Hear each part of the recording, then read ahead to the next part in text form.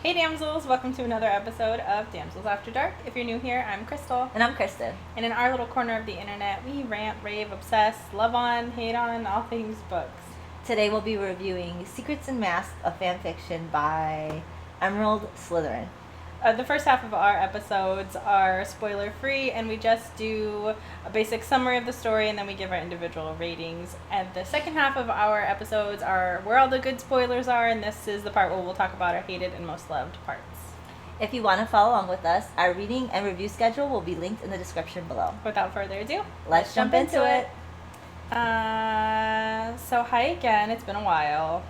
If you even forgot about our lovely faces, here it is again. Here we are in all of our wonderful glory. Also, I know you hear the fans. I know you hear the AC. Just think of it as like a white ambient noise in the background to soothe you during our reviews. We need it. Otherwise we won't be here. Yeah. Or we would just be really, really glossy. And Kristen and I are not okay with that. We'd rather you just be soothed with some white noise than to look at our increasingly sweaty faces. Yeah. But of course it's hot. You know, it's the middle of fucking summer. Obviously we are a little behind our schedule. You know, actually on that note, I'm thinking a better option than creating a calendar that has to be updated all the time. I think we're just going to put a list of the books that we want to do in order, and that's going to be our like list for the year. I'm sure we'll add and take away as we go on, but that way it's not like a set hard schedule. Yeah, because it's really hard to keep up. There's so many unexpected things. It just makes sense for us to do something like that. Yeah, and that way you can at least see our entire projected list for the year, and if we get to it, we get to it. And we will update it. Like, I'll just delete, because we had to delete some books already because we're so behind in our Hermione's. Part of that's our problem. Part of that's, I mean, it's mostly our problem, but it's our problem because we didn't account for the amount of pages that these Hermione's were going to be. A lot. And holy hell are they a lot. A lot. So I think Secrets and Masks is 1,200 pages according to Goodreads. The auction was 720, and our final one, Zombies, is like 1,300. So. And to be fair, like, if you think about it, I think it's the auction. That book is projected to have 3 books. Yeah. And being that it's a fan fiction and it's all out, I mean, you can't get it now at the auction, unless you've already downloaded it previously. Or we have it, you can email us. Yeah. But it's projected to be a trilogy. And, I mean, Rose in Chains is already out right now. But, like, we read that whole thing in entirety. Yeah. Like, so the 3-book trilogy, we seriously read it supposedly in a week. We were supposed to schedule it. Yeah, that was our schedule. That wasn't working out. No, if I spent my entire day for a whole week doing nothing but reading, possibly I could have knocked that out. But we don't have the ability to do that. Oh, hell no. We're not privileged enough to have that ability. No. And even Zombies, in the very beginning, in the prologue, or not the prologue, but like the author's sort of like commentary on her book, she says that this is basically 3 parts, so it's 3 different books. Yeah. And we're like already rolling out the excuses for you so that you know when we miss next week or the following week, you know that we're still reading Zombies, and that's why. And then after Zombies, we're doing Rose in Chains because we have to, because it just came out. So we're just it hurts my heart. It hurts my heart as well. I gotta reread that. I'm hoping there was some heavy editing, and obviously that's the real book of the auction, which we will be doing next week, so that you can get our full unfiltered thoughts there. Yeah. But so anyways, you got the look of disgust on my face right now. Yeah. It was supposed to be good. I was so excited to get back into Hermione, and actually, to be fair, I am. There was just a hiccup in the middle of it. Yeah. But anyways, I'm excited for this. Know that we're working as diligently as we possibly can to get you guys our reviews on these Hermione's. They're just so long. Yes. Which is a good thing, I think, if you like the Hermione, but if it's not, if you don't like it, oh my god. Mm-hmm. It's like I'm reading Kingdom of the Wicked trilogy all over again. I just have to preface, there's one book in particular for our Hermione phase that we've been reading that I absolutely was fed up with, and I had to read another book to feel better. and this is just, I don't have time to read another book in between these Hermione's, but I managed to do it. Mm-hmm. But I was so upset with it that I was just like, and it was, I don't want to say which one it is yet, but it's like, everybody loved that book. And I'm just like, what? I'm the same with you. And it's funny because I gave it like a half a point more when I rated it. Because the way our notes are set up, we put our reviews first and then we go through, just like the show. It flows with the show. But as I was writing and rereading things, I had to go back and take it down because I was getting upset. I was like putting my hated parts, disgust parts, and I'm just like, I can't. I rated it lower than I wanted it to, too, because originally I gave it a certain rating, and then I was just like, you know what? No. In fact, I kind of wanted to give it lower. But I was like, you know what? I'm going to be a little bit generous than I want to be. Same. But I probably still, I might even go back and lower it still. I don't know. Yeah. It's all vibes over here, guys. It is. Based on our moods. It is. And I was cranky. Did I do it yesterday? Yeah, this morning. I was cranky this morning when I was doing it. Yeah.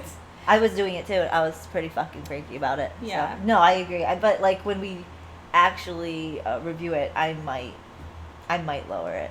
I don't know. I haven't figured it out. I still feel pretty solid in mine because I did already mark it down. But watch us go through and start talking about our hated parts and things to discuss, and I'm gonna come back with a lower score. Yeah, a whole extra half a point knocked off. Yeah, I think I'm gonna end up lowering it. But anyways, to this one, Secrets and Masks is one of the more well-known ones. I think in the list, I think we've covered most of the ones that are, at least I consistently see in people's like top 10 or top 5 Draminis.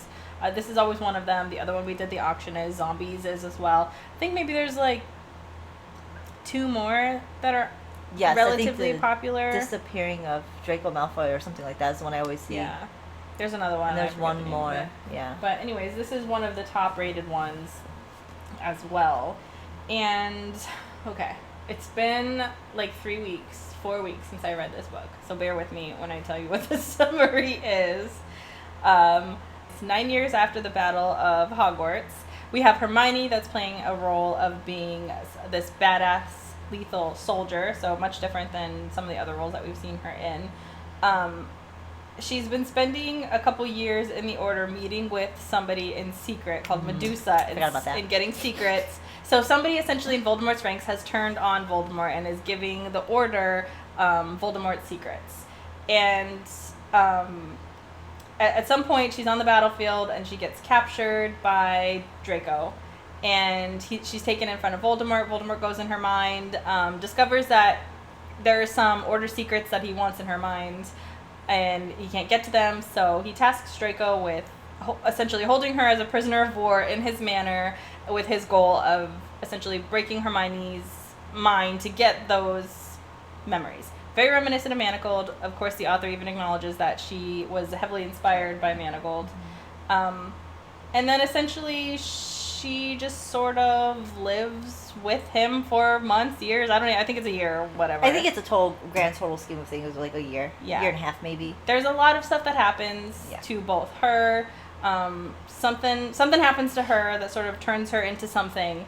And we're dealing with a lot of the repercussions of that issue, learning about, Draco and his family and sort of his motivation behind things, which is like the standard typical Hermione, right? Yeah. Like he's a Death Eater, but he's always got some other alternative morally gray factor motivating him, so you learn about all of that. And then of course, that's pretty much it. That's pretty much the summary. I can't really give any more, even though it's 1,300 pages. Yes. Because anything else I would say would be a spoiler. This is also a very, very dark Hermione. I would say 18 plus adult content stuff. If you're younger than that wanting to read it, obviously know that probably isn't geared towards your demographic. I know still younger people still read it. I mean, obviously can't stop it from happening. It's just I would recommend that you look at the trigger warning list first. You could find it on obviously when you download it, but I have the list right here if you're ready for it. Graphic depictions of violence, death, rape, non-con, war, substance abuse, suicidal thoughts, slavery, torture, explicit language, mental health issues. I'd like to state something about this non-con thing, because we talked about it in other episodes where we tend to hate the books that kind of delve into that dark fantasy or dark romance, not dark fantasy, but dark romance, and it has aspects of that, and we just really hated it. Mm-hmm. I did not feel that vibe, so I'm starting to think that. That's what I've been saying. I don't know what it is. We have to figure out. Maybe it's just dark romance. Because it's not this. It's not this specifically, because if I can tolerate it, I bet you this was also something in maybe Breath Mints and Battle Scars, this non-dub, non-con. Yeah. Because it's not the rape. It's the non-con specifically. The rape is immediately like, no, I don't fucking deal with that. But Manacle was a different situation. I just like to add that. Yes. But yeah, the non-con is definitely, or dubious con, not non-con, because non-con is rape. But dubious con is one of those where it's just like, I could kind of deal with that. If done correctly. If done correctly, because I'm not, because dubious con is very tiptoe, borderline, like. Yeah, well, as we've experienced in some instances. So I really think it's just how it's told. I really believe that's, and I feel like dark romance is a little bit more gruesome when it comes to the relationship aspect, because of there's no other dark part of the story other than the relationship, whereas with fantasy, the whole thing could be dark. And in this case, it is. It's very dark. It's very gruesome. The war is heavily intricated into this story. So if you're not into that kind of stuff, and I would suggest like maybe stepping this one out or reading it at your best mental state before you do. Because it may not be as strongly emotionally connected as with Manacle when you read it. It's got that lot of anxiety, emotional turmoil as Manacle does, but it does have aspects of mindfuckery. Yeah, it does still have the heavy feelings of Manacle, but it's in a different way. Because Manacle didn't deal with a lot of, I mean, kind of in the beginning, but it was different. Yeah. Manacle didn't deal with some of the themes that this deals with, but it still feels the same. Like, it's still dystopian, heavily, it's still depressing, it's still dark. You could feel where it's inspired, like, by Manacle. You could feel where it is. In fact, we were talking about this earlier, too. I think there's a lot of inspiration from Manacle that you can see in a lot of these Hermione's. And this, of course, is so obviously done. I mean, just the fact that you have the basic layout of she's got order secrets, Voldemort wants them, Draco's job is to get them. Like, that's just the basic mold of it. Yeah. But anyway, so, that's our basic summaries of everything. We can jump into our individual ratings. Kristen, do you want to go first? Yeah, I'll go. So I gave this a 4 out of 5. It's not quite Manacled, but you can see where it's inspired, and I still like that, even though it is inspired by it. I didn't feel like it was carbon copied of it. It wasn't copy, cut, paste type thing. I mean, there's some moments where I'm just like, oh, this is super similar. But it still fit the story that this is the direction it's going into. So, I mean, I enjoyed it. There are a few things about it that I didn't like, and it's closer towards the ending of the book, so I can't really state it in the rating, because then that would just be giving away spoilers. But I didn't mind it up until a certain point. Then I'm just like, they knocked off a whole point just for that section. This is such a fucking long read. And even though I was into it, there was times where I wasn't into it, and then I was just like falling asleep. But I feel like a lot could have been cut out. But I didn't mind it that I was reading it anyways, especially if this is one of those books that ever do get published. I don't know if it's going to. I don't know. But I could see how it'd be, hopefully just a 2-book series, you know. But yeah, I feel like I would just have to explain more why in spoilers, because I don't want to give much away. Yeah. The spicy scenes, so, like, here's the thing, guys. I rewrote my notes long after the fact. And so I do remember it being spicy, so I gave it 3 out of 5 in spice, because there's only one scene I particularly remember. And I can't tell you it's because of spoilers, but it involves, like, getting off on violence, pretty much. So, I mean, not necessarily towards each other, but, like, emitting the violence out there, or that hate, that love-hate type of feel.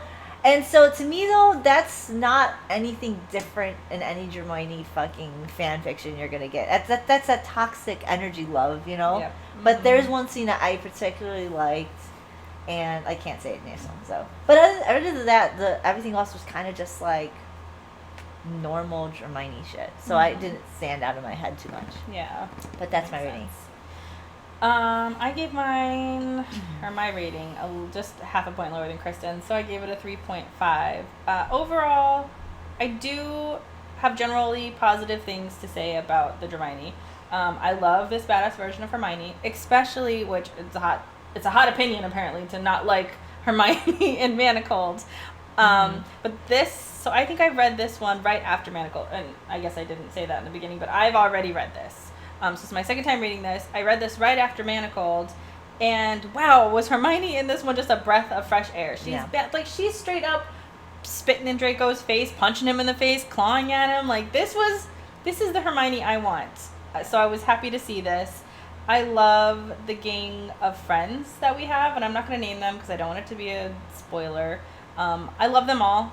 The core, who we meet in the beginning. I like them. Yeah. I see the family there, and I liked all these little bits of familial tinkerings, I guess. Like, I liked that touch. And of course, most importantly, this is a toxic Draco. And I love it. This is my favorite brand of Draco. Is the more toxic, the better. So, A+ on everything, character-wise. The setting of the story, I like. I don't think I'll ever get over the war-torn stories. I like those because these are the stories that tend to give me the very specific brand of Draco that I like, which is the commander. The traumatized. But I like the commander. Yeah. I like the high reeve, if you will, the demon mask, if you will. I want man in leadership. I want the man in the leadership role, and don't we all?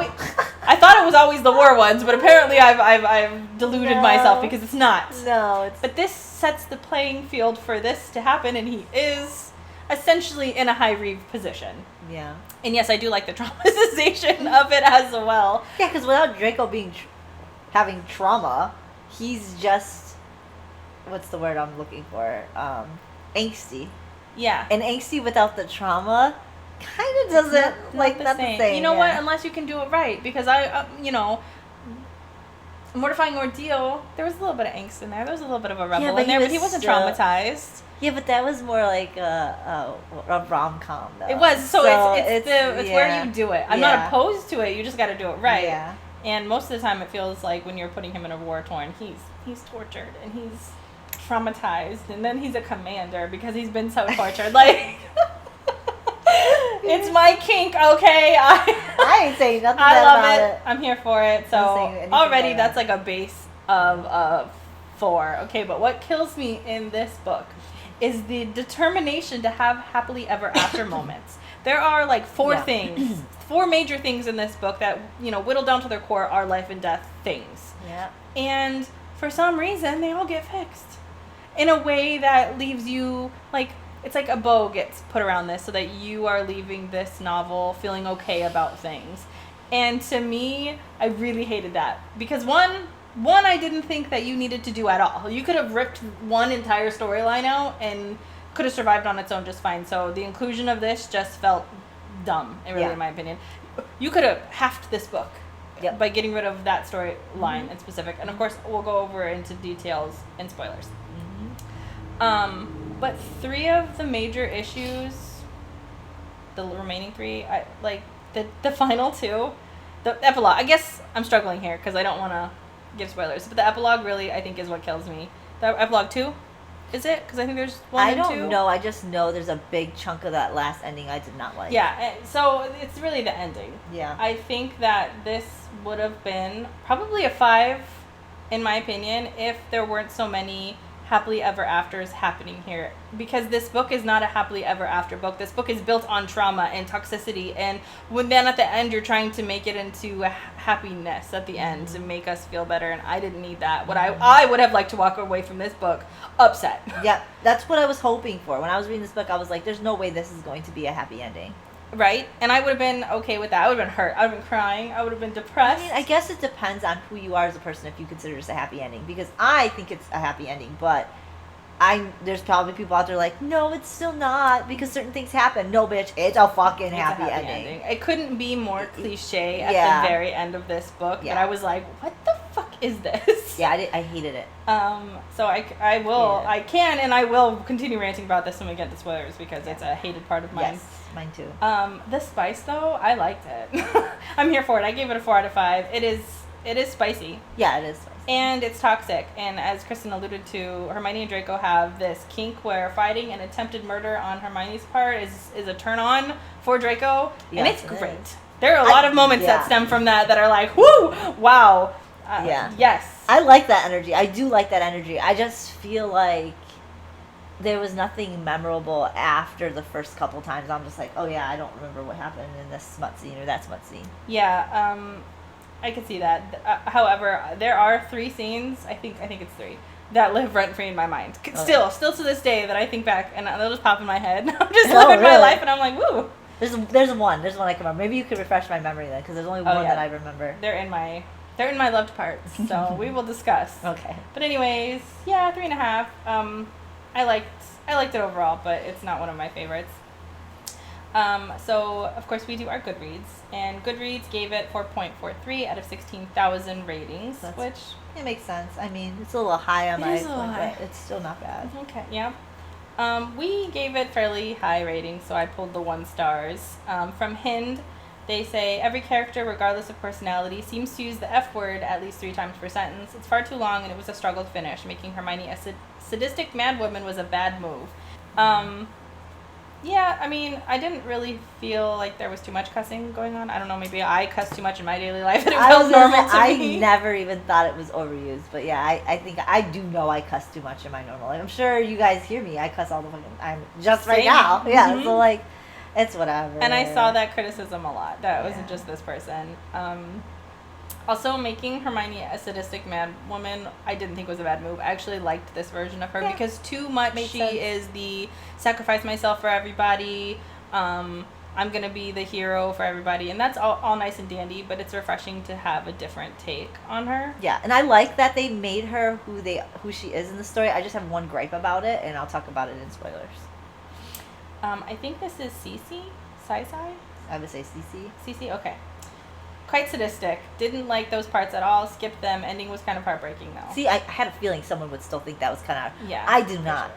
I mean, there's heartbreaking stuff in the story, but HEA all the way. Yeah, but it's not heartbreaking anymore when you HEA it. Yeah, you're taking away everything. Yes. See, but yes, it could be kind of heartbreaking. Yeah. And it is absolutely sadistic, and if you don't like that, you don't like that. Yeah. That's just how it is. Mm-hmm. Okay, and the last one is a little bit long. It's from Emily, and she says, "The worst book I have ever read.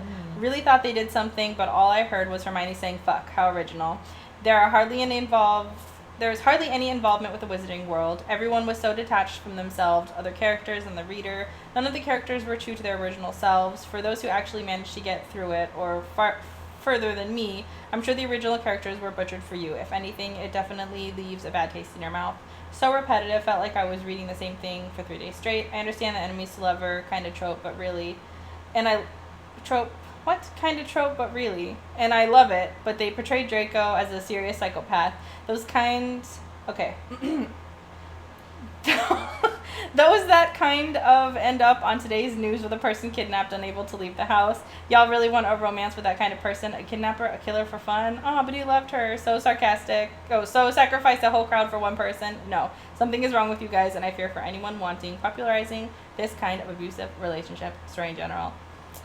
Yeah, so the reason I chose this one is for that specific stuff down there. At the bottom, yeah, because I was going to say, isn't that the whole point of a dark fantasy romance, is I'll let the world burn just so I can have her? That's the whole point of the Hermione's. That is he Draco. He is a sadistic sociopath, psychopath. Like, that's the point. Yes, and you know what? That was a huge part of why I like this. There's a moment where he has a full kind of crash out with Kingsley, and that whole moment was like... I love that moment. Yes, sir. Yes, sir. 3 bags full. Yeah, no. I really like that part, too. But that's the point of reading this. Yes. She sounds like somebody who doesn't like dark fantasy or dark romance. And so And y'all that's okay. really want to read a story with that kind of person? Absolutely. That's Yes, that's why the I'm point. here. Yes, yes. But that doesn't mean we like these men in real life. Like, that's No. not what it's saying. It's No. like, it's just, you gotta remember, you're taking it down to its little sort, like the little bit of it, its bare bones, is that we want a man who will do anything for his woman. That is the bare Yes. bones of it. Yes. Does that mean burn the fucking planet alive? Yes, that's what we want. That's the story. It's fiction. We know that that's not really going to happen, and no man's really going to fucking do that. I mean, if so, then yeah, they're crazy. But that still doesn't take away from the fact that we like it. Like, I mean, I don't understand what the questions are here. I mean, yeah, he kidnapped her, but like, it was for love. he's not. Kidnap me for love. And I would beg to differ that he's a killer for fun. He's a killer because of Out the of necessity. situation he's in. Yeah, out of necessity. That's what he's been toting around the whole every Germani. It's he Yes. never really wants to do it. He was forced into it. It's Yep. necessity. It's Yep. to protect the loved ones. It's always been like that in every story I've Yes. read so far. So I'm confused if this is the first Hermione you've ever read, but these are the Hermiones. And in fact, these are my favorite flavor. So I couldn't disagree with you more. All I want are these types of Hermione. I want him to, I mean, she the even only- said like sacrifice a crowd. Yeah, he said the whole world. Yeah, okay, not that's just a what- crowd. That's what I'm saying. It's the planet. Yeah. My thing is if she wants a Draco where this isn't happening, she needs to go read The Mortifying Ordeal. Yeah, that's That's a good the one Draco for you. she probably wants. And that's fine Probably. because I like that one too. Yeah, I That was a mean, good one. again, different flavors. Yeah. There's a universe of that Draco for you out there. If this It's is not your fanfiction, type, yeah. If this is not your type, then stay away from this book. Read the triggers, please. Right. Okay, like, here's the thing. We're doing this because we want to read it to entertain you guys on the show. And plus, we don't always want to read books we like. We also want to read books we don't like. So if you're reading purely out of fun, read the triggers and be like, yeah, this isn't what I like, then don't read it. Yeah, because they're not telling you what's No in one's this telling book. you to, no one's telling you you can't, no one's telling you you have to finish the book. Nobody's saying you have to finish the book, Yeah. and they're upfront about what's in this Yeah, book. so I've you never don't- been like, oh, they totally missed the mark. No, every time they're saying this type of Yeah. this menu that they've provided for me, Yeah. I know what I'm getting into. I know what type of Draco this is gonna be. Even though we're still trying to figure out whether or not we like dark romance. Yeah, it seems to be there's a specific we- flavor we- of these types yeah. of dark romances. We haven't figured it out yet. We will. Yeah, we'll nail it one day. But yeah, read the trigger warnings, read the description of the book, and put it together and piece it together. If you still feel like you could possibly do it, because sometimes we're like, yeah, we can read that, and then we get it, we're just like, no, we don't like this. You could stop. You could stop reading. If you're one of those people who be like, yeah, I can't DNF a book, I just want to finish through it, then don't rate it. Don't. Yeah. I would say don't rate it, and if you feel like you have to rate it, then just like state, hey, yeah, I didn't like it because this isn't my type of book. I wouldn't criticize it for the things that it's supposed to be. So like, she's not wrong. All of Yes. that stuff is in there. Yes. It's just not her flavor. Yes. So to rate it because she doesn't like it, even though it's stated exactly, so it's like you should be rating it 5 stars and saying, but I didn't like it. You know Yeah. what I mean? Yeah. It's like going to something to get, because you go to the mall or you go to the store to get something, and then you're like, but I don't like it, but you bought it. Like Knowing exactly what it was. That blows my mind, and I laugh. I agree. And also, I had seen a review on here that basically just said, this is just not my type of book. Don't use my rating for your thing. And that's what I'm saying, yeah. That's more of a That's- review you should write. Not this bulleted point about everything that I look... And also, okay, wait, I did want to comment on another one now that I'm looking at it. She's saying that none of the characters were true to their original selves. This is 9 years after high school. And this is a fan fiction. This is fan fiction. in a different world. In a different world Yeah. where the order's not winning right away. So Yeah. I don't want the same characters. I want They're adult grown. characters. They're Yeah. grown. They've been through trauma. They've been through war for 9 years. Like, of course they're not going to be the same characters. Of Yeah. course not. No. So again, I don't know. Anyway, sorry, Emily. We just disagree. But anyways, overall, I think it's rated a little bit higher than it should be, but that's just my own personal opinion. Yeah, 4.43 is a lot. That's pretty high. That's pretty much 4.5. That's generous. That is generous. But you know what? The thing is, I think people probably like the happy ending. I hate happy endings. I don't read these types of books for the happy endings. No, I I want read it to be tortured and destroyed in my soul. I want I to want be that. tortured and destroyed. Yeah. I want to be walking around like a Yeah. zombie after this, contemplating life. Yeah. That's what I want. I don't want to be like, oh, look Yeah. at that. They rode off into the Maybe sunset. we don't have enough torture in our lives. I think so. That we read about it. I guess that's good. I guess that's good. Yeah, I mean, that's a good problem to have. I'll live vicariously through somebody else's torture. Right? Same Z's. But anyways, we can now move on to our favorite parts, which is the spoilers. You didn't do it with me. I'm sorry. I was so Let's do that again. Ready? 1, 2, 3. Spoilers! I was like drifting off in this space. I was reading your notes. That's so funny. I was like, she's got some good notes in here. I do, yeah. I was thorough. This took me 2 hours. What I said. It took me 2 hours. Yeah, to you go got through way these. better notes than I do. I didn't put any worst fucking parts down, but shit. that's okay because they're in here. I know exactly which ones they are. Good, I'm glad. Let's see. Do you want me to go first? Yes, because I was reading your notes. I'm like, I just need her to tell me all this stuff now. Okay, I'm going to try to limit it though. Okay, we're trying to limit it to 5. Let's see Do as many. I'm limiting it to 5. You don't have to. Let me see. Okay. This was my favorite situation when I first read it, and then reading it again was just, I loved it. So I love Not. He's an honorable mention for me for a boyfriend, book boyfriend. This is why, this very specific book, because I haven't found a Not really that I've liked as much as this one in here. But obviously, if you've read this, you know he's sort of not himself anymore. He's sort of given over to just like full brutality because he just doesn't care about life anymore. Yeah. So when he's killing people on the battlefield, it's cracking me up. And there's this one specific scene when he's out there with Hermione and he's killing things and he's just singing "Another One Bites the Dust," and he says "Another one bites the dust," and then he's tapping his foot, and then he hits one, he's like, ouch, she's gonna feel that in the morning, and he spins to another one and hits another one, and he's like, I think he hits like 3 in 1. He's like, did anybody see that? I demand to know who is keeping count, and that was counted correctly. Like, this personality out on the battlefield was cracking me up, because he's this personality everywhere, it seems, but like when he's killing people for some reason, like, it was doing things for me. You're just as bad as me. Yeah, I know. Yeah, I'm love a man who's doing that kind of shit. Yeah, like especially because he has nothing to live for. He doesn't care anymore. Like his girl's gone. He's like, fuck this. I'm gonna just live life and torturing and killing people. So it's great. I love that part. Let's see. Oh, okay. I'll leave that one for you because I think that one's your favorite part. Okay. So there's a good spicy scene that I like, and it's when Draco sets up a shooting range for Hermione. And this is one of those things that lives right in my head that I think about. And I think when we were talking about the book, I was like, I wasn't even there yet. I was like, but I know that there's a gun scene. Yes, that is the gun. That is the scene that lives in my head too. I love that scene. And that's the only one that really I remember. Oh, maybe I should let you have that one. No, go ahead, because I want you to tell it. Okay. So he sets up this shooting range for her because he realizes, which is so sweet, that he's done something to her. Obviously, he put the hex in her. It's fucking with her, and he understands that she needs an outlet for her anger because she's throwing things in the room, and he just can't handle it anymore. So he sets this stuff up for her, and then there's like these targets for her to shoot at, right? And he's kind of standing behind her and basically saying, like, I want you to picture the Death Eater you want to kill. And I want you to, like, aim. And she's like, she holds the gun up, and he stands there, and he's standing up real close behind her, and he's, like, whispering in her ear about, like, now picture his mask. What does it look like? He knows. Oh, he knows. He knows. He absolutely, he's pining for it. Yeah. So he's whispering all these things into her ear, and then he starts, like, touching her legs, and, like, it's rising higher, and I think she falters holding the gun a bit, so he holds it with her and, like, interlocks his fingers with her.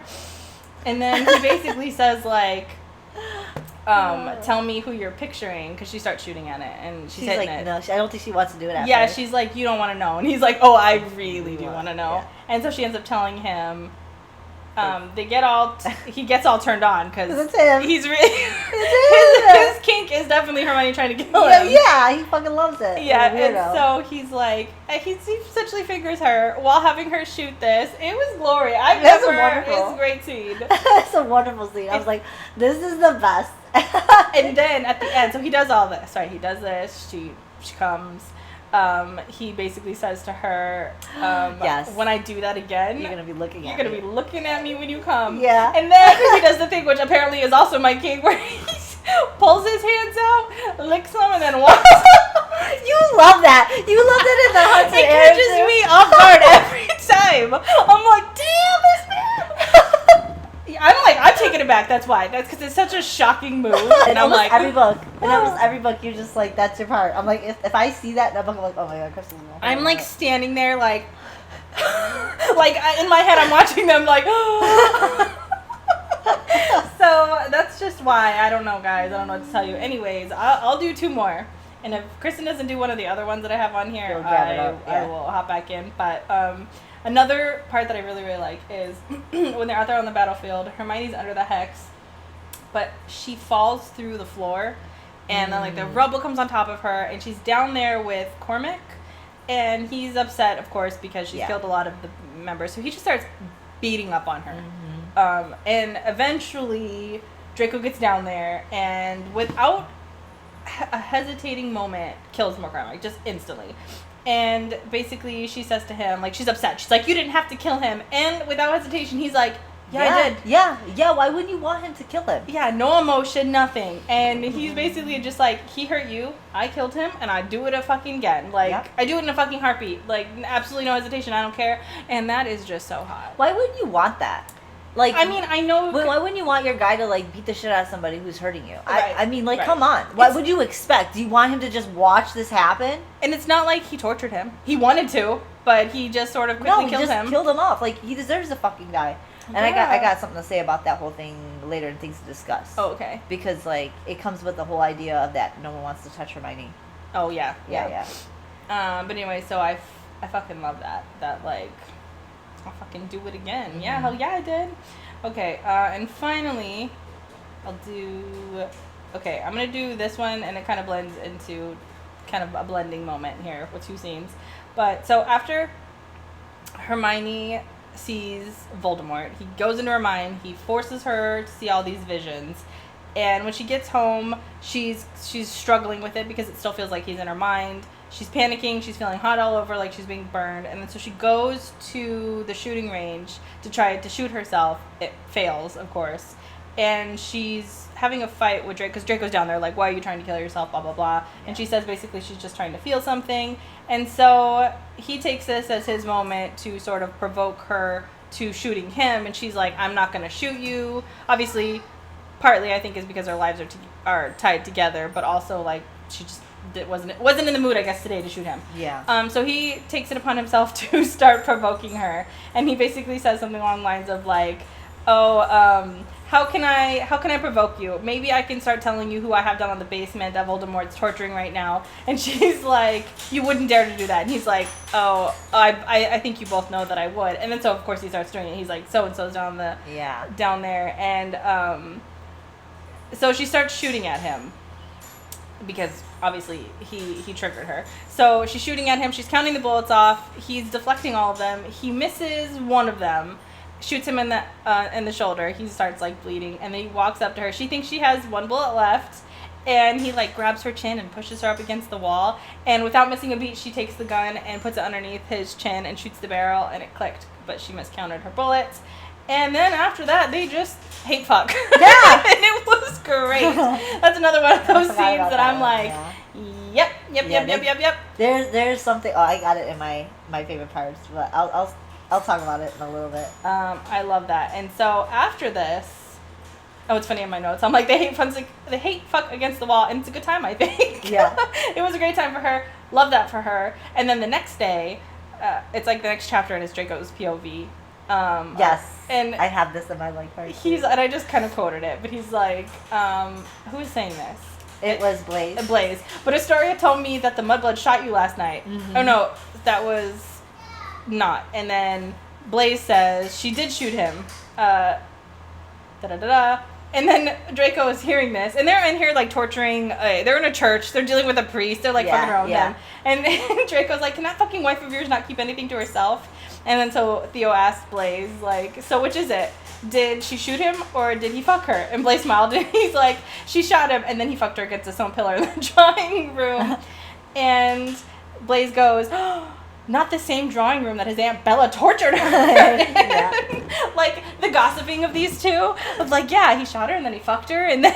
There's another gossipy scene that I have in here too that I'm gonna talk I about. fucking love Yeah. it. Not in that room where she was tortured. Like the gasping of it. Like, yeah. Oh, I fucking love it. Anyways, those are my favorite parts of this book. Wonderful. I got a few. I like, because Draco's going in Hermione. This is early on in the book. Draco's going in Hermione's mind and just trying to get in there, but she doesn't know what his real intentions are. Is for him to plant this, like, I don't know. This is almost Demon like hex. Yeah, that where he can control her.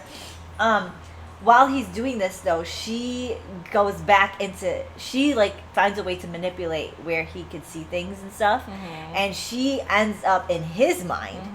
And now she could see everything that happened with his parents and stuff like that. And he freaks out and leaves or whatever, and he gets out of there. Yeah. But she actually now has.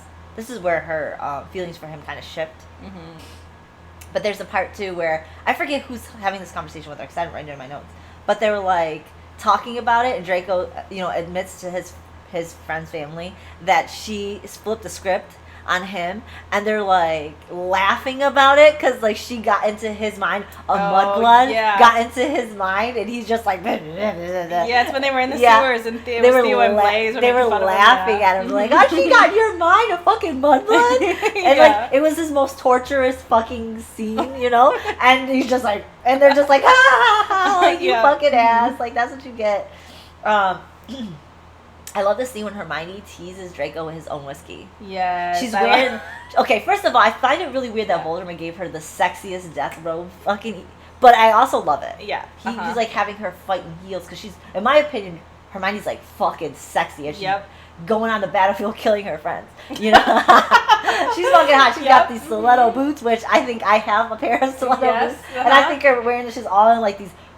Fucking, is she in gold and black? I think she's that's how I imagine it. Yeah, and so she's looking girl. Fucking hot as fuck. Her hair's up. She's got this. Hermione, you looking badass, okay? Yeah. And then on top of that, she's like dressed in blood too. Yeah, she's been out. She's hot as fuck. And Draco's eating it up. He's loving her. I fucking love her. I'm hot for her right now. And so like on top of that, like, so where am I? I'm missing. Oh yeah, so Draco's in the shower getting cleaned up, and she didn't even bother fucking. She's like, fuck this. She's looking for a drink. She finds the most expensive family whiskey in his room, and she's just like drinking it, sitting down drinking it in his room. And he comes out of the shower like, what the fuck? First he doesn't see her. He sees that his stuff is open, then he realizes she's behind him. So anyways, he's over there. She puts her boot on his fucking, like, up here on him, as because he's like leaning down trying to grab the whiskey, and then like there's this tension about it. Fucking love it. I don't remember exactly what happens, but I know that they kiss. Can I jump in? Because that's one of my favorite parts too. So he sees her and he walks over there, basically asks like, is that my fucking whiskey? Do you understand that whiskey is like the most expensive whiskey? And she takes a drink of it, looks at him dead in the eye, and she's like, yeah, it tastes expensive. And then he walks up again, and then she puts her foot on there, and he's talking about the whiskey again, and she takes another drink, looking at him dead in the eyes. Like, that move. That's a power play move. That move was brilliant. Fucking hot. Yeah. That's some hot shit. I love her. I love Hermione's attitude in that 100%. Because first of all, she's pissed off. He's forcing her to kill his friend. She don't give a fuck. So when she gets home, he takes it off, and he's just like, they're messing around. So their energy together is still that sexual tension. Yes. Even though she's killing her friends, but she's mad about it. I had this written down as well. And there's another comment that he makes too, because they start bickering back and forth. Yeah. And he basically, because he's saying, essentially, like, I know you more than anybody else. I've been in your mind for months. Like, I know the most intimate parts of you. And then he says to her that he's been in her mind longer than Ron was ever between her legs. I forgot about that part. Like, yeah, I love it. You're not wrong. No, he's not. We forgot to mention, though, in this scene, this is when she tries to stab him. Oh, because they're heavy making out, and she grabs his knife and tries to stab. But of course, he's faster and he catches her. Yeah. I like the reaction to him too, because you can see that he's sort of frustrated about the situation, because he's like, yeah, you try to kill me, I deflected, and then we just go on and on and on and on. Like, that's what they do. Can we just fuck already? Yeah, that's what they do. I appreciate it. Yeah, I do too. I like that on and on. Then there's that whole like the other gossipy scene too, where this is when Theo first finds out that he's fucking Hermione. So like they're talking about it, and we're not fucking. Yeah, maybe he does. Okay, so like they're talking, they're all having this conversation. Theo's materializes in, but Blaze asks him, So what are you fucking her? Are you just hate fucking her? I can't kill you, so I'll fuck you instead, type thing. And then as Blaze is saying that, Theo materializes right inside, and he goes, "You're fucking Granger." So like that whole, and so he just cracks up laughing. He's making fun of him. So I love that. I just love their energy between each other. I also really like. There's a scene where Draco's getting called to Voldemort, and he's fucking Hermione at that time, so he doesn't want to fucking go, and he has to go. And then Theo's outside the room, and he's just like, "Come on, we gotta go. We gotta fucking go." And Draco's like, "No, if you don't fucking leave, I'm gonna kill you, whatever." And he's like, "Well, fine. Let's see how long you can last while I'm singing outside your door." I forget what song he sings though. Oh, I don't remember what song he sings either. But he's like, yeah, he's singing this song, and Draco's like, "Fine, fuck, let's go." So he has to fucking go. And then he opens up the door, and Nott's like, "Oh, how are the balls? Feeling a little blue," or something like that. He's ridiculous. I love Theo. He's so great. And then, he's the perfect comic relief. Yeah, he's fucking great. Oh, and then of course, fucking Draco going balls to the walls over Kingsley, trying to take Hermione when they find out she's a Horcrux. Yep. I fucking love that. I really don't like Hermione being Horcrux, which I'll talk about later. Same. But I do enjoy the fucking crazy that it drives Draco when they're always trying to snatch her up and bring her back. It's like, "You ain't fucking taking her from me." Yep. He's like pretty much over my dead body type of shit. Like, "You ain't taking her." Yeah, he even says too, like, because Kingsley is like, "Oh, you're really gonna sacrifice the people here? You're gonna sacrifice all these people?" Because he was basically like, "If anybody stops me, I'll kill everybody here." Like, yeah, I'll be ruthless and unforgiving. Yeah. He even says, "I will kill a bunch of people for a fucking leader I do not like. What do you think I would do to keep her?" I love that. I love that so much. It's so sexy. How can you not like? Yeah, I like this. Like, how can you not like this? I eat this shit up. If a guy was like that for me, yeah. Oh my lord, I would. Like, "Oh, I'm sorry. Did you think you were gonna keep her? No, but we're leaving." No, like the protectiveness. Try to stop me. Yeah, like, don't you want that from your man? Like, I don't understand. Yeah. I don't. If your man's not doing that, why you have him? That's the point. Yeah. I don't know. Why you have him? Yeah, I don't understand that. Give me that energy all day long. Yes, exactly. Obsessed. Yeah, that's one of my favorite parts too. I think I'm just gonna stop there for my. There's a whole bunch of other stuff I have in there, but I'm gonna stop at my liked parts. I have a few worst parts. Same. But I'll let you either continue with some more of your liked parts or go to your worst. No, you covered them. Okay. I'll go to a worst part though. Yeah. I hate Daphne's return. I hate this whole plot. This is one of the things that I mentioned that really brought it down for me in terms of review points. I don't understand why this had to happen. This entire thing of her being, what was she? The Mustang? Oh, I hated it. I hated that thing. Yeah. You could have removed this entire thing. I like Nott as he was, and I liked Daphne's storyline of her having been the one to die and get tortured. Like, I loved all of that, and then you just undid it when you brought her back. Like, I mean, yeah, she still got tortured. Yeah, this, blah, blah, blah. But, like, there's something that I just found distasteful with this. Yeah, and I saw it coming. I'm going to be honest. Oh, it was obvious. I fucking saw, yeah. The most obvious fucking thing, because, like, first when she shows up on the scene, she sees Theo, and it's immediate. I'm like, oh, come on. They obviously used Polyjuice Potion. And then it was confirmed when she was forced to drink something. Yes. And Theo was like, what is that? What is that? Why wouldn't you think, if you are in the magical world, why wouldn't you think that if you're forcing somebody to drink something, it's one of two things. The Polyjuice Potion to keep them in their disguise, or to keep them, like, subdued or with some magic kind suppression. of, like, lust fucking thing that they have. Yeah. Yeah. Or it's a Viturious, the fucking truth potion. But no one needs it in that circumstance. Like, it didn't even serve the greater plot of the story. No. It was literally an entire sub-story to make for HEA. Yeah, that I didn't need, and I don't want this HEA. So this is one of the HEAs that I absolutely hate. She should have just stayed dead. Yeah, she should have just stayed dead. I don't know why we tried to resurrect her. Yeah. It was annoying. And so the next most hated scene was literally the end, when Draco is in the spirit realm and he's talking to his mom, Yeah. And then he sees Hermione and his dragon, and then they get on the dragon and they ride off into the sunset. Like, what the fuck?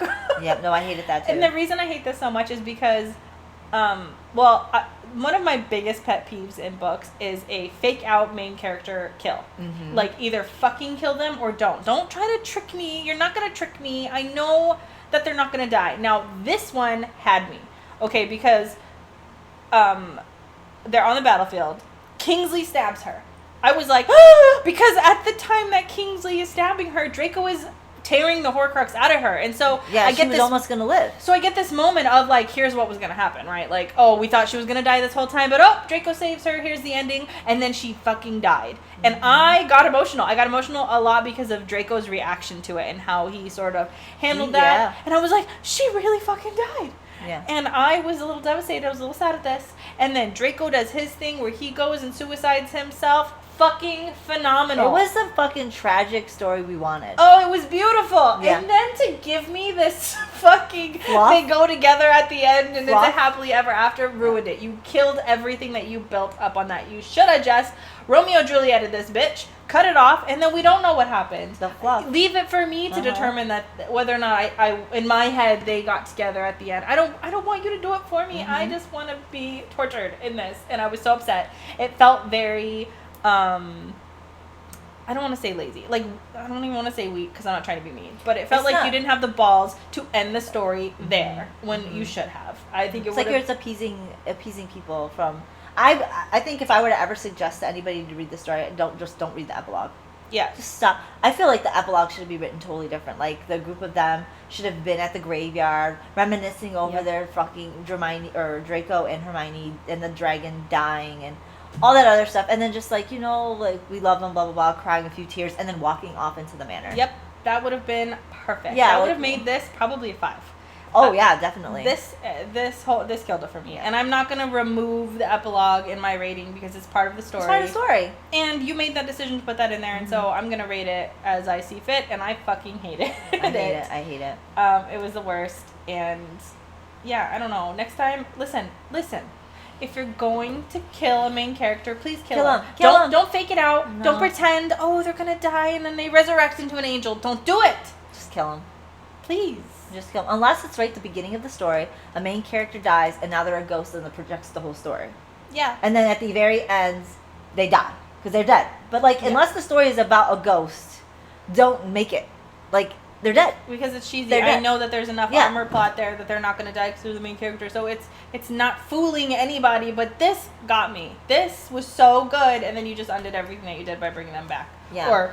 Or happily ending, tying this in a bow for me at the end. It was so stupid. I don't know. Anyways, those are my 2 most hated parts. Let me add more to that hated list. Okay, so first of all, I absolutely hate Barty Crouch Jr. I know it's part of the story, but I feel like you could have took this out. If you weren't going to bring Daphne back, then you could have took this whole part out. Yep. Mm-hmm. The doll situation could have been removed because the only reason for it is to bring back Daphne. So if we're not bringing back Daphne, which I also hated, we didn't need the doll story. Nope. I fucking hated the doll story. Yep. Mm-hmm. Every time we went about it, just disgusted me and grossed me out. For no reason. Yes. And this leads way into the next book we read. Mm-hmm. So this actually sours me for the next book, which... And I feel like maybe they read this book. I don't know. But I hate the doll story. Everything about it was just stupid and pointless to me. You could even took Barty Crouch Jr. out of it completely because the whole reason for him being tortured was because of the Daphne thing. Yep. So you could have took that whole thing out. Like, I wouldn't even have cared. That whole story could have just been completely taken out.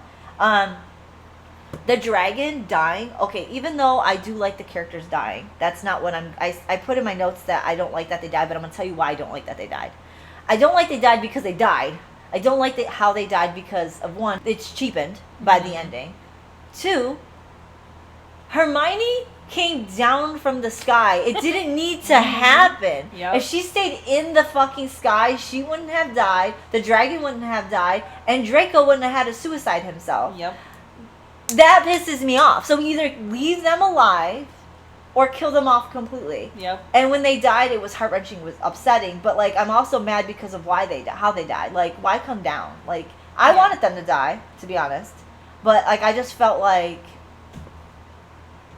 the death, And then the ending just made that whole situation bad. Because, like, don't put them in a position where the death didn't need to happen at all, and then give us the death, and then take it away. That's what I'm like, what? I was so mad. I was actually hoping that if she, okay, I couldn't even understand if she was just like having Narcissa was coming down because Draco was getting hurt and she didn't want it. And then the dragon got hit from the skies. Yes. They didn't use that. Why are we not using those fucking cannons and the fucking things that the whole time in the book they were talking about that? I would have liked to have the story where Narcissa was torn between keeping Hermione in the skies because that's what Draco told her to do, and wanting to be there for Draco because Draco's getting hurt.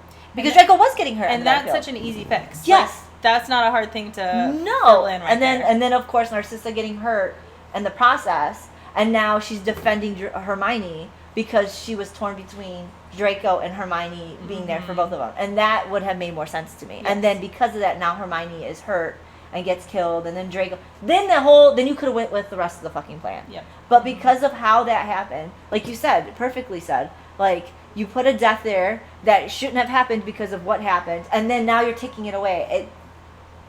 I was sorely upset. Yeah, I agree 100%. And then Hermione being a Horcrux, I didn't like.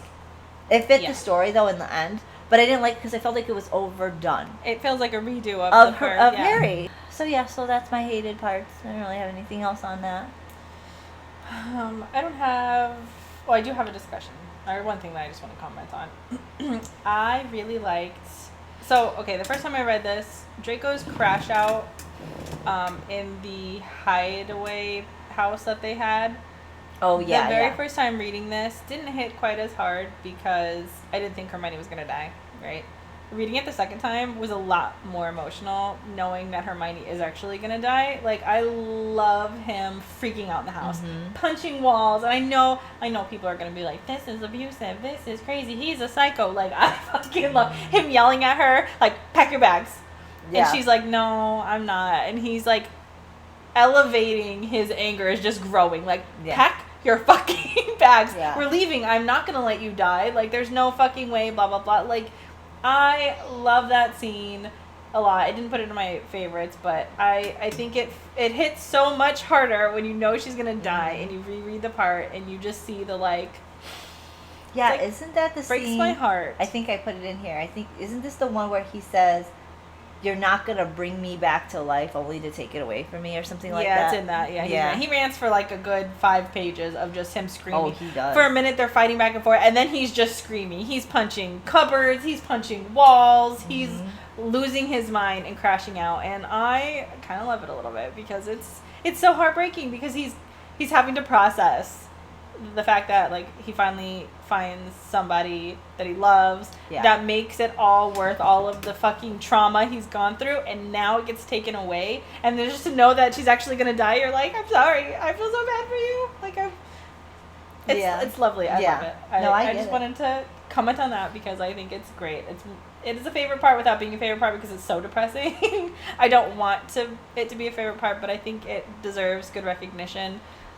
Because I think the characters felt so authentic. I think that's one of the things that I love the most about this. Like, every character, their dynamic feels authentic, and Draco always sort of feels like he's on the verge of fucking losing his shit and crashing out. And the fact that we get to see him crash out, because I think a lot of these fan fictions keep him really well contained, and he does like little bits of spurts of crash out, but this was like an entire scene of a crash out, and I appreciated it because it was valid. Love it. So that's just my one thing to discuss.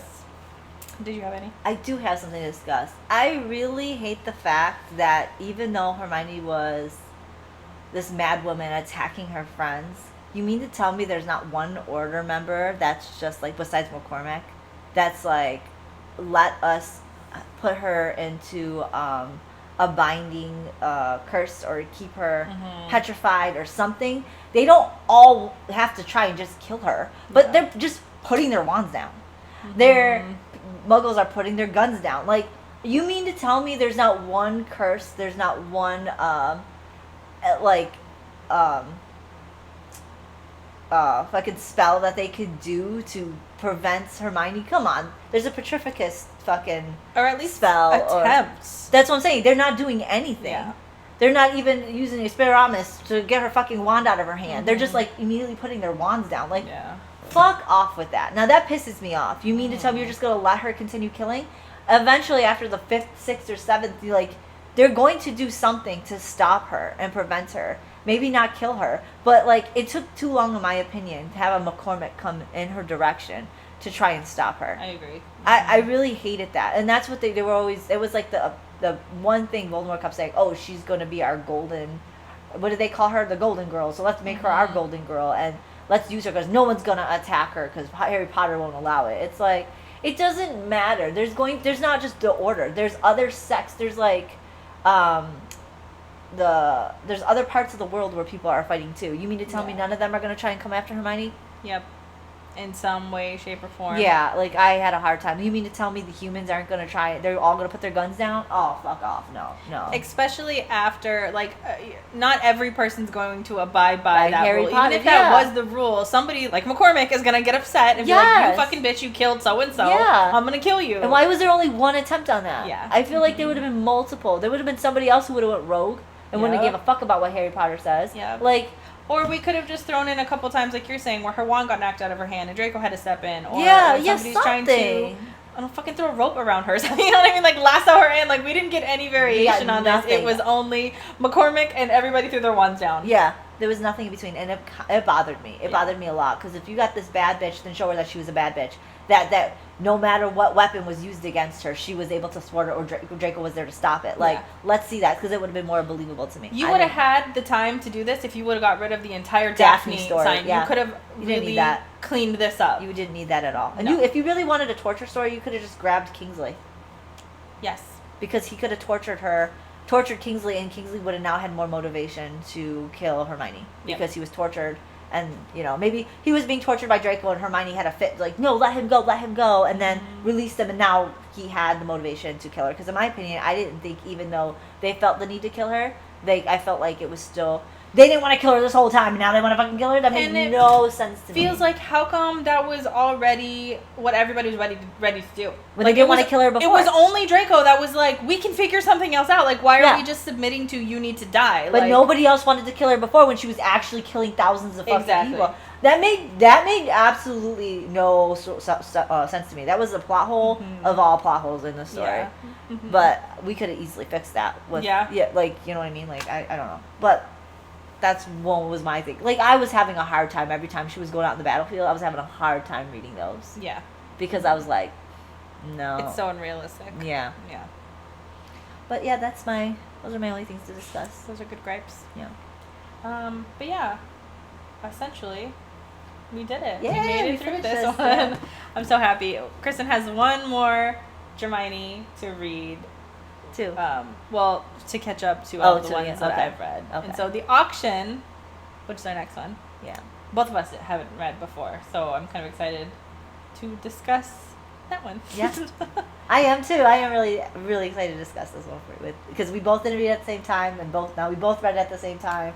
We struggle reading these. Yeah. Because of length, mostly because of length. Mostly because of length.